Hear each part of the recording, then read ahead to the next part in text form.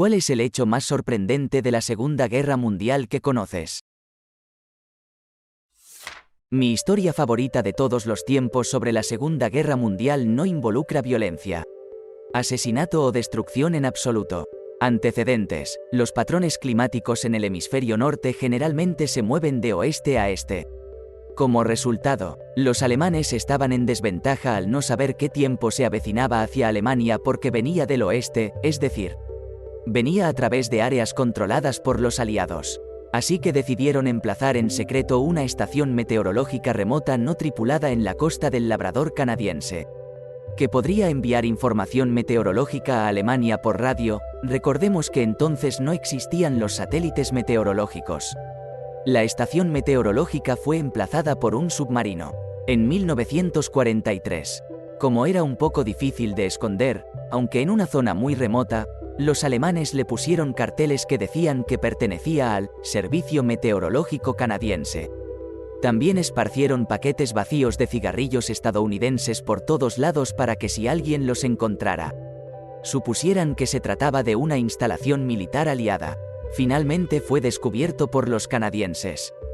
En 1977, de hecho, cuando fue descubierto, la población local supuso que era exactamente lo que los alemanes esperaban que pensaran, que se trataba de un emplazamiento militar canadiense. No fue hasta 1981 que alguien preguntó al ejército canadiense sobre su antigua estación meteorológica en Labrador y el ejército canadiense dijo: "Esa no es la nuestra". El ataque nuclear a Nagasaki casi fracasa cuando el avión bomba se separó de sus escoltas y desperdiciaron 45 minutos de combustible tratando de encontrarlos. También debe tenerse en cuenta que la ciudad objetivo original era Kokura para la segunda bomba. Pero el humo de los bombardeos, incendios anteriores y la capa de nubes lo intentaron 3 veces pero no pudieron ver su objetivo, con el combustible agotándose. Decidieron proceder al objetivo de respaldo de Nagasaki, que también había aumentado la cobertura de nubes. Pero en la última pasada antes de tener que regresar a la base tenían una ventana lo suficientemente despejada para dejarla caer. Aún así terminó a 2 millas de su curso y, aunque seguía devastando, las colinas naturales protegían una gran parte de la ciudad. La primera bomba lanzada sobre Hiroshima tuvo un error de solo 800 pies y diezmó por completo la ciudad. Después de que Alemania invadió Francia, obligaron a Citroën a fabricar camiones para ellos. En un acto de sabotaje, Citroën movió hacia abajo la marca de lleno en la varilla de nivel de aceite del motor. Por lo tanto, los motores funcionarían pero fallarían bajo un uso intensivo. Brillante. De manera similar, cuando los muchachos de Seattle construyeron réplicas del avión Me-262. Tenían algunas piezas genuinas para usar como patrones. Un tipo me dijo que desmontó una pata del engranaje de morro para ver su funcionamiento interno y encontró una falla de mecanizado deliberada que, con el uso continuo, eventualmente habría desgastado y colapsado el óleo. Los maquinistas de trabajos forzados hacían las pequeñas cosas que podían hacer para mostrar desafío. Klaus Elber, un noruego que participó en la operación Gunnersight para volar la planta alemana de agua pesada, parte de su programa de armas atómicas, tuvo después una persecución de esquí de varias horas con soldados alemanes, intercambiando disparos con sus perseguidores. Luego se cayó esquiando por un acantilado. Se rompió el brazo y esquió otras 12 millas hasta un hospital de campaña alemán. A pesar de seguir vistiendo uniforme británico, los convenció de que en realidad estaba de su lado y recibió tratamiento médico. Luego, los alemanes lo alojaron en un bonito hotel para que descansara. Sin embargo, un comandante de las SS alemanas tuvo un ataque de ira después de que una mujer local en el hotel se negara a dormir con él. Por lo que todos en el hotel fueron detenidos y enviados a un campo de concentración. Elber saltó del autobús que los transportaba y, a pesar de ser golpeado en la espalda con una granada, rebotó en su espalda y volvió a romperse el brazo. Logró escapar y fue un miembro destacado de la resistencia noruega. También vale la pena leer sobre la operación Gunnersight. Un equipo de comando de 11 hombres hizo estallar la presa fortificada y fuertemente custodiada sin ser visto por los guardias ni disparar un solo tiro. Incluso retrasaron la detonación para ayudar a un científico, que fue la única persona que vio a los comandos y ayudó con la colocación de las bombas, a encontrar sus gafas antes de que fueran destruidas por la explosión. Los 11 escaparon a pesar de que los alemanes enviaron 3.000 soldados para cazarlos. En Francia, volaron por los aires a mi tío Curtis. Pero todavía estaba vivo, así que le dieron mucha morfina y lo enterraron en la arena hasta que la batalla continuó. Luego regresaron y lo atraparon. Él todavía está pateando. Esa vez los británicos arrojaron el cuerpo de un hombre muerto con planos falsos colocados en él para que llegara a España y fuera entregado a los alemanes. Operación carne picada para cualquiera que quiera aprender más. Increíblemente meticuloso. Es una locura que un vagabundo muriera en la indigencia sin siquiera saber el papel que desempeñó en la historia. Es una locura pensar en eso. Que Hitler solo se unió al partido nazi porque el ejército alemán lo envió a una reunión para básicamente espiarlos. Alguien estaba dando un discurso sugiriendo que Baviera debería abandonar Alemania y unirse a Austria. Hitler se enfureció por esto y despotricó sobre por qué era una mala idea. Los otros miembros quedaron impresionados y lo reclutaron para unirse al partido y el resto es historia. También se dio cuenta rápidamente de lo valioso que era para ellos debido a sus habilidades de oratoria y su carisma, era un excelente reclutador. Así que en un momento amenazó con irse y unirse a otro partido si no le daban el liderazgo. No tenían otra opción. Hitler no era solo un tipo que estaba a la cabeza de los nazis, sino que realmente fue una gran parte de la razón por la que todo sucedió como individuo. Las biografías de Hitler de Ian Kershaw son realmente geniales, así como la trilogía del Tercer Reich de Richard Evans, aunque para cualquiera que esté interesado, se trata más de la Alemania nazi en su conjunto que solo de Hitler. Por supuesto, Hitler es uno de los temas más escritos en la historia, por lo que hay innumerables libros. Esos son solo los que tengo en alta estima. Un miembro de la Marina de los Estados Unidos sobrevivió a 4 puñaladas por bayonetas japonesas durante la Marcha de la Muerte de Bataan cuando era prisionero de guerra en Filipinas. Enterró una cuchara en el suelo antes de que comenzara la marcha y prometió que regresaría y la recuperaría cuando terminara la guerra para demostrar que sobrevivió. En 1946, regresó a Filipinas y desenterró la cuchara para llevársela a casa. Ese hombre era mi tío abuelo y mi familia todavía conserva esa cuchara 82 años después.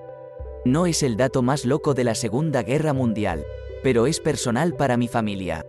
Eso es genial. Mi familia tiene un cáliz de metal de mi tío abuelo en Normandía. Lo recogió cuando terminó la pelea. Garabateó su nombre, fecha y ubicación en él y lo trajo consigo. Nunca se casó y pasó a mi papá. Historia sana. En aquel entonces la tuberculosis era una sentencia de muerte. Los soldados que la contrajeron fueron enviados de regreso a los estados, a salas de tuberculosis donde la mayoría murió. Mi abuelo, un hombre sureño, estaba destinado en un barco en el Pacífico Sur.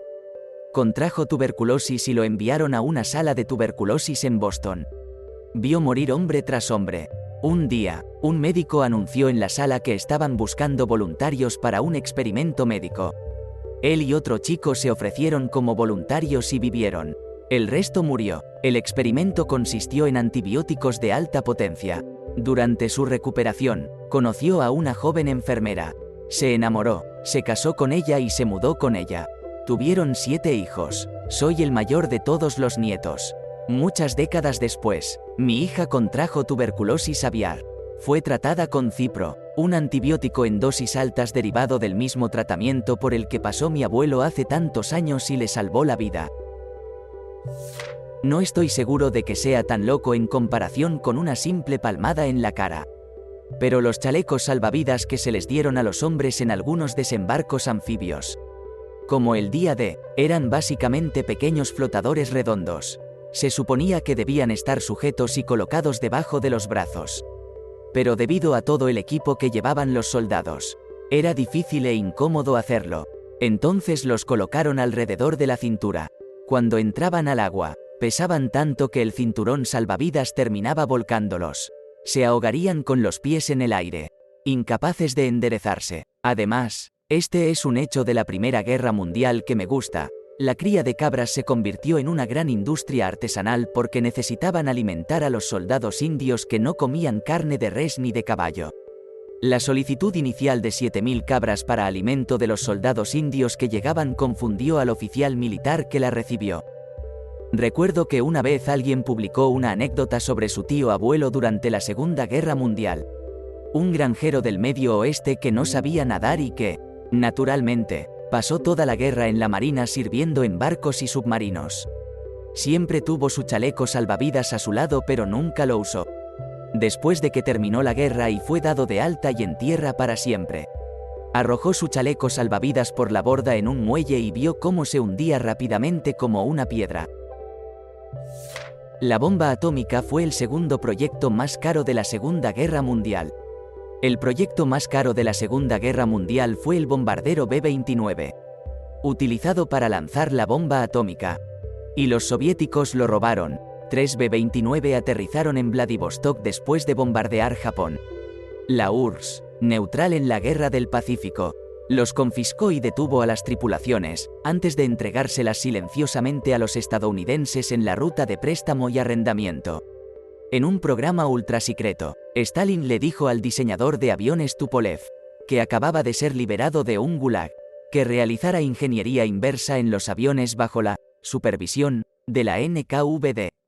Beria, un cabrón de renombre mundial, dijo que si algo se alteraba o se comprometía con respecto al diseño original, los equipos de diseño serían fusilados. Los aviones estadounidenses se fabricaban con medidas imperiales y los soviéticos solo tenían acceso a la fabricación en sistema métrico, por lo que los metales tenían espesores ligeramente diferentes, para cubrir esto y parecer que eran absolutamente idénticos. El equipo de diseño incluyó daños de batalla y combinó el esquema de color interno inventando un nuevo tipo de pintura en el color correcto. Funcionó y el Tupolev 4, el primer bombardero intercontinental de la URSS, fue presentado en la marcha del 1 de mayo de 1947 cuando 4 Tu-4 sobrevolaron, lo que demuestra que no eran los B-29 detenidos. Creo que la construcción de la autopista de Alaska está subestimada y es menos conocida de lo que debería ser. Estados Unidos conectó el territorio continental con Alaska a través del norte de Canadá mediante la construcción de 2.000 kilómetros de carretera a través de tierras previamente salvajes.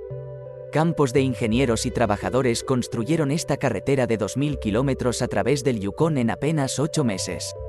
Ese es un ritmo demencial, atravesando pantanos, bosques, etc., trabajando a temperaturas de menos 40 grados centígrados. Simplemente un ritmo de construcción sin precedentes que no volveremos a ver. Es un gran ejemplo de cómo la guerra se gana no solo mediante el combate sino también mediante el material. Tengan paciencia con esto. En 1942, una compañía de tropas polacas fue evacuada de la Unión Soviética y encontró su camino hacia Irán. En el camino, se hicieron amigos de un oso pardo sirio al que llamaron Wojtek. Lo alistaron oficialmente como soldado raso en la unidad. Los hombres terminaron en Italia entre 1943 y 1944. Trayendo consigo al oso, ayudó a transportar munición pesada y rápidamente se convirtió en una celebridad entre las tropas. Wojtek finalmente fue dado de alta después de la guerra y vivió pacíficamente en el zoológico de Edimburgo hasta que falleció en 1963. No olvides que le pagaron en cigarrillos. Y sus compañeros del ejército vendrían a visitarlo al zoológico. Ahora hay una estatua de Wojtek en Edimburgo. El Ayuntamiento de Edimburgo aprobó la construcción de la estatua de bronce de Wojtek el 16 de septiembre de 2013. La estatua representa a Wojtek y un soldado del ejército polaco, caminando en paz y unidad, y representa su viaje desde Egipto a Escocia junto al ejército polaco. Un soldado franco-canadiense llamado Leo Mayor estaba tan enojado con los alemanes por matar a uno de sus amigos que él solo reunió a 93 alemanes y liberó una ciudad holandesa. Toda la historia de Leo Mayor es una locura. El día D, capturó solo un semioruga alemán con equipo de comunicaciones en su interior. Unos días después, mata a 4 soldados de las SS en una misión de reconocimiento pero pierde un ojo cuando le arrojan una granada de fósforo. Dice que todavía puede luchar porque, solo necesito un ojo para apuntar un arma. en la batalla del Escalda a finales de 1944.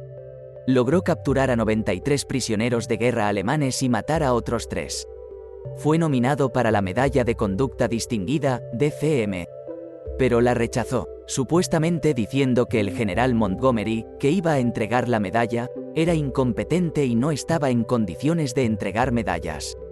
En febrero de 1945, su portaaviones Universal es impactado por una mina terrestre, matando a los otros 2 ocupantes y arrojándolo por los aires, dañándole la espalda y dejándolo inconsciente. Sobrevive y continúa la guerra. El 13 de abril de 1945, en su acción más famosa, él y su amigo deben reconocer la ciudad de Zwolle. Su amigo muere en el tiroteo inicial y él se abre camino hasta la ciudad y causa estragos. La unidad alemana en la ciudad abandona la ciudad, se une a la resistencia holandesa y detiene el bombardeo de artillería preparado sobre la ciudad. Gana el DCM esta vez. Luego, en Corea, en noviembre de 1951, después de que los chinos capturaran la colina 227, él y 18 hombres se escabulleron a través de las líneas y centinelas chinos y llegaron a la cima de la colina y abrieron fuego contra los soldados chinos desde el interior de sus posiciones. Se retiran de la colina, pero luego hasta 2 divisiones chinas, con un total de 14.000 hombres, atacan para recuperar la colina, pero resisten durante la noche con apoyo de mortero y artillería a pesar de las órdenes de retirarse y la colina se mantiene. Gana un segundo MCD. En el Reino Unido, cuando se declaró la guerra, el gobierno animó a la gente a regalar a sus mascotas o a ponerlas a dormir. La gente hizo esto sin que la alentaran porque temían que no hubiera suficiente comida para alimentar a sus familias y sus mascotas. Solía tener un mastín inglés. La raza posterior a la Segunda Guerra Mundial desciende enteramente de perros en los Estados Unidos porque en el Reino Unido todos fueron sacrificados. Esos perros pueden pesar tanto o más que un hombre, 120 a 250 libras. No podían trabajar para el esfuerzo de guerra. No hay justificación para alimentarlos sobre la gente, por lo que literalmente simplemente dejan perreras enteras. Murió algo así como 1/10 parte de la población rusa. La población en 1941, incluidos los países bálticos recientemente anexados y el norte de Rumanía, rondaba los 190 millones. La cifra que se cita con frecuencia es de 26 millones de muertos.